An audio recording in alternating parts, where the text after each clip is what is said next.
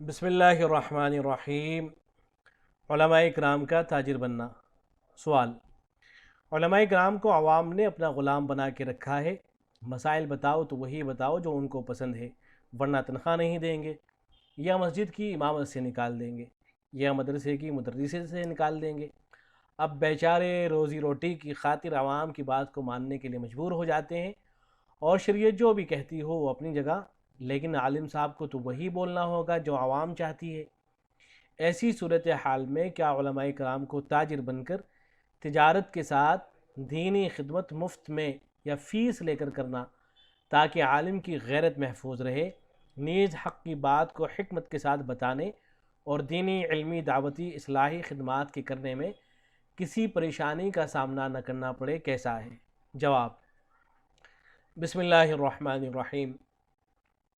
جو علماء کرام و ائمہ اعظام اپنے کارہائے مفوضہ کو اخلاص کے ساتھ اصول کے مطابق انجام دیتے ہیں، ان کو عوام اپنا غلام نہیں بناتے، بلکہ خود عوام ہی ان حضرات کے غلام بنے رہنے میں اپنی سعادت سمجھتے ہیں۔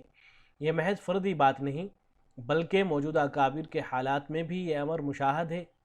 قرآن کریم اور احادیث طیبہ میں بھی اس قسم کے مضامین وارد ہوئے ہیں کہ اخلاص کے ساتھ دینی خدمت انجام دینے والے حضرات کی عزت، محبت، وقار و معودت لوگوں کے دلوں میں اللہ پاک ڈال دیتا ہے، اور آپ کی یہ تجویز کہ علماء تاجر بن کر تجارت کے ساتھ دینی خدمت مفت میں انجام دیں، اس قسم کی تجاویز کو حضرات اکابر اور اکابر کے اکابر ماہرین علوم شریعت راسخین فی العلم نے مسترد کر دیا ہے۔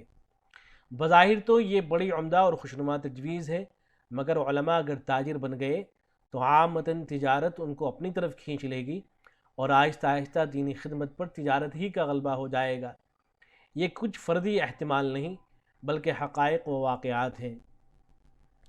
حضرت شیخ الحدیث مولانا محمد زکریا صاحب رحمہ اللہ تعالی رحمۃ واسعہ نے اپنی کتاب آپ بیتی اور الاعتدال میں، نیز حضرت مولانا اشرف علی تھانوی نور اللہ مقدہ نے افادات یومیہ میں تفصیل کے ساتھ ان جیسے امور کو بیان فرمایا ہے۔ بالخصوص علماء کرام کو حضرات اکابر کی ہدایات و نصائح کو مشعل راہ بنا کر دینی خدمت انجام دینا چاہیے، کہ اسی میں عافیت دارین مضمر ہے۔ واللہ الہادی الی سواء السبیل، واللہ تعالی عالم۔